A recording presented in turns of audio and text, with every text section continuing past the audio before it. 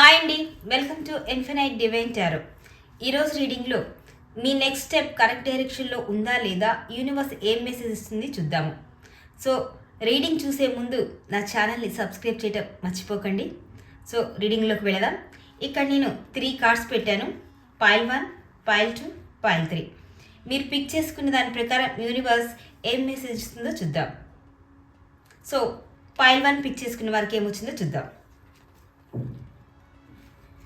5 of Wands. So ఇప్పుడు మీరు ఏదైతే అనుకుంటున్నారో, మీరు నెక్స్ట్ స్టెప్ గురించి ఆలోచిస్తున్నారు కాబట్టి మీ నెక్స్ట్ స్టెప్కి సంబంధించి చాలా గందరగోళమైన స్థితి అయితే ఉంది. సో దీనివల్ల మీరు చాలా ఇబ్బందులు పడే అవకాశం ఉంది అని చెప్తుంది యూనివర్స్. అంతేకాకుండా ఇలాంటి సిచ్యువేషన్లో డెసిషన్ అనేది అస్సలు కరెక్ట్ కాదు. కాబట్టి కాస్త పేషెన్సీ వహించి తరువాత మీ నెక్స్ట్ స్టెప్ అనేది తీసుకోమని యూనివర్స్ చెప్తుంది.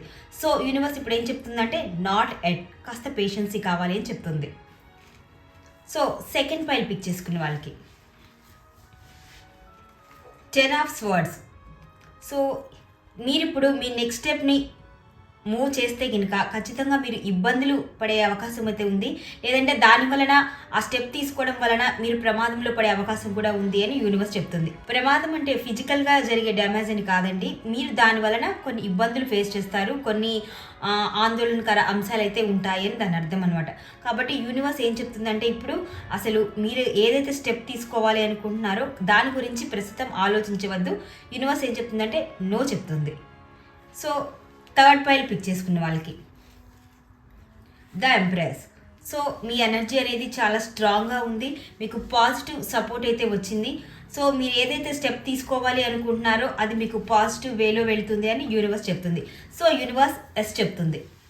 ఇది వాళ్ళ రీడింగ్. సో ఈ రీడింగ్ మీకు నచ్చినట్లయితే ఖచ్చితంగా ఛానల్ని సబ్స్క్రైబ్ చేయండి, లైక్ చేయండి, షేర్ చేయండి, మీ అభిప్రాయాన్ని కామెంట్ చేయండి.